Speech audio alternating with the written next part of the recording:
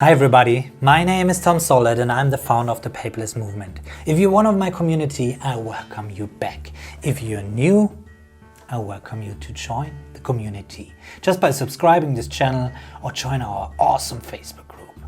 Alright, today, well, I don't know how to describe it. I'm just disappointed. I'm disappointed if this is only money driving Apple there.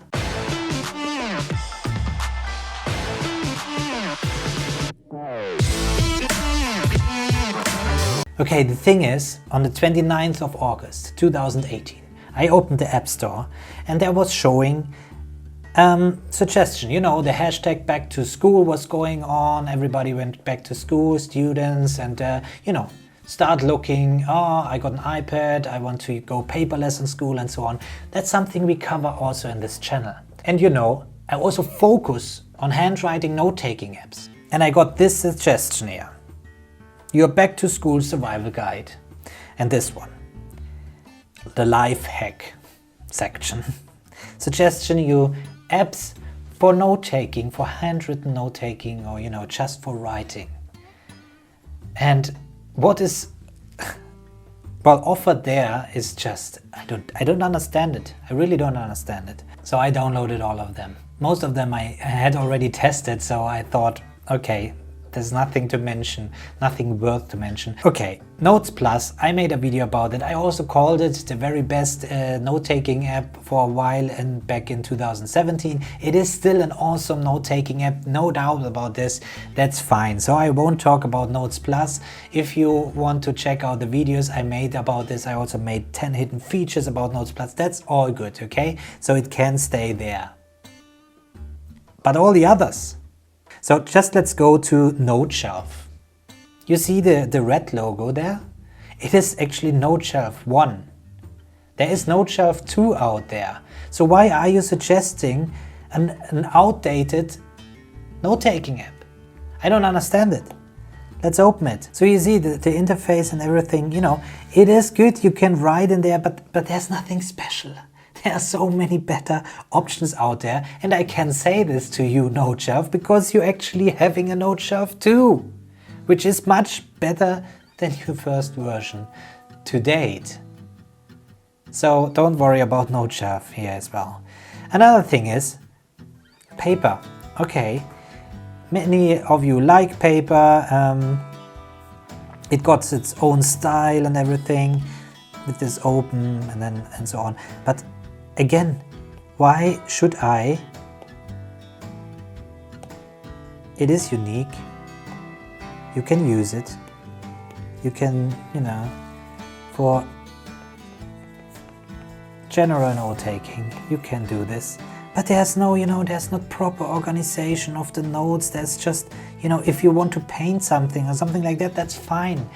But for students who really have to take care of their notes and have to find things and everything, they can just use a paper notebook and write in there. It would be the same. There's no handwriting recognition, there's no tagging, nothing going on, so I don't see the advantage. Of course you can suggest this app, and it's not a bad app. But there are so much better solutions out there for students and teachers especially. Okay, let's carry on. These three apps I showed you now have been the best. Were the best out of this list I'm showing here. But this what I will open now, I don't get it. Okay, why are you suggesting it? In my opinion, these are paid ads. You can't offer students, it's a special day for students go back there or starting their studies. They have to focus, there are so overwhelming things going on university. They have to focus on the things. They don't, use apps like this. Here's a warning for everybody looking for apps, and there's a big warning. If you see any app for note-taking mentioning HD, it will be low res. It only, it is full of advertisement. Okay, you can upgrade and get rid of it, but still it's only portrait format. You can use it, and look at this. when I'm writing on there, I don't know if you can see it. I actually can't zoom in to show you this, but if you look at the iPad, it is just a mess of pixels. Why would you use this? Did you see this? Did you see the jump? It isn't even that responsive. I don't get it. Why should you pay, or why should you send students to pay such an app? You're suggesting it. You make your own section out of it, an app store, showing people these apps. I don't get it. Okay? The only answer to this, for me, is this is paid. Otherwise, you're sending people out there telling them, oh yeah, just pick some random note-taking apps. But even then, just go to the top 10 productivity apps and you will find enough note-taking apps you could put in there. Why aren't they there? Why is there no GoodNotes? Why is there no Notability? Why is there no nothing? Did you want to make a chance for the other smaller apps there to, get an advantage? I don't get it. Especially Notechef. I don't understand why. I don't understand. Okay, so that's that. But now we come to other things like thoughts. Okay, I don't understand people actually reviewing these apps, and it has got pretty good reviews. Yeah, pretty good. But the cost for this app is not represented in the functions of the app. All it does, it is opening a sheet of paper where you can just draw in there and write. There is no change. That's the full version. I bought the full version to test it because I wanted to see what there really is. There's only one size for the pencil, and there are only a few colors you can pick from. Oh yeah, you can go into dark mode. Great. Okay. And that's it. There's nothing else you can, you can erase. Also, just one way. And then you can send it away, or you can just, it is also rendering it to a thought. And that's it. So it's collecting your thoughts.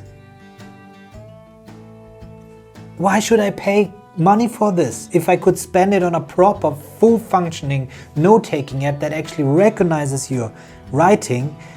You can choose from hundreds of different colors, pen styles, whatever, audio recording, name it. Why is there something out there? That's fine, I don't, nothing against the company and the developers and so on. You can release whatever you want to release, and I know it's a hard market, but Apple suggesting these apps during back to school phase, I think that's a no-go. That's really a no-go, because you care about your students, you're caring about teachers, you want to go into schools with your iPad and your Apple Pencil, and you're offering these kinds of apps. I'm also helping schools to go paperless. And I wrote this ebook, Paperless Note-Taking Like a Pro. And I picked 5 note-taking apps in this ebook, and only Notes Plus is one of these 5 I'm mentioning in there. And it is so difficult to find a proper note-taking app that can do all the things you need, so you really need to know what you need. And especially students, when they start to study, they don't know what they need. So please help them and give them an app they actually can use. I'm sorry for raging around here, but this is just, I can't understand it. I just can't understand it. And the last thing I want to show you is Timetable. So it's fine. Yeah, you have a timetable there and you want to see where you have to go to. You can add some, you can write down your timetable and that's it. You can't even pick it and drag it around. That's it. So you can just add some tasks, okay, to this. Fine. Why should you pay for this? Just get a Gmail account and use Google Calendar. You will have tasks in there, you will have Google Keep, it's an own note-taking app. Let me just show you. So now look at this. You just tap on it and drag it, and then you can choose, which time is it? Okay, it's from 14 to 16 o'clock. I have biology, for example. So that's it, biology. And then I can say you can just click does not repeat, click on there, just go every week, so you will have it every week in there. And then you can even have a reminder and add guests. So if you're a teacher, you could just add all your students in there in a shared calendar, and everybody will have the same class in there, and you can put in information for each class into your event there. For a student on a university, for example, I would go for Google Calendar. It's just so easy. So just let's pick a color. So for biology, I will always pick green, and that's fine. I can attach files from Google Drive and so on. And that's it. Save it and you have it in there. And then just, a bit earlier, we will have math going, mathematics. So we just call it math. That's it. More options, does not repeat, every week. You can even say custom and say, okay, we have special classes. So it will just be every second week. So once you have it in there, it will pop up every second week. So you can add notes in here as well. And now with the new upgrade from Google Suite, you can even add tasks in there. And reminders from Google Keep, it's all for free. So there's no need to buy an app that only shows you in a closed system. And see, if you want to have notifications, you need to upgrade this app for $1.99, while you get it for free in Google Calendar, and you have so many more options to integrate it in other apps. Believe me, you will start your studies now, and if you just start to look for apps, you just see the tip of the iceberg when you install like a calendar app.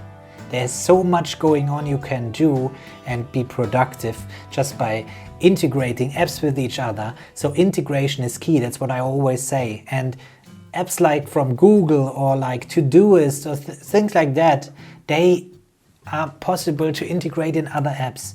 So believe me, when you start, choose something you actually can use on a long-term run. Otherwise you end up using this and then realizing, oh, that's nothing I could use. I need to do this, I want to put in this and so on. No, sorry. I'm sorry for the developers, but this is my opinion. So if you're using one of these apps and you're totally satisfied, just let me know in the comments below.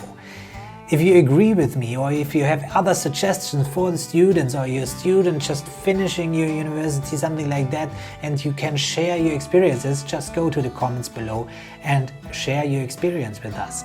It would be awesome. If you like the video and if you agree that Apple should care more about their picks for proper apps, give it a thumbs up. See you next time.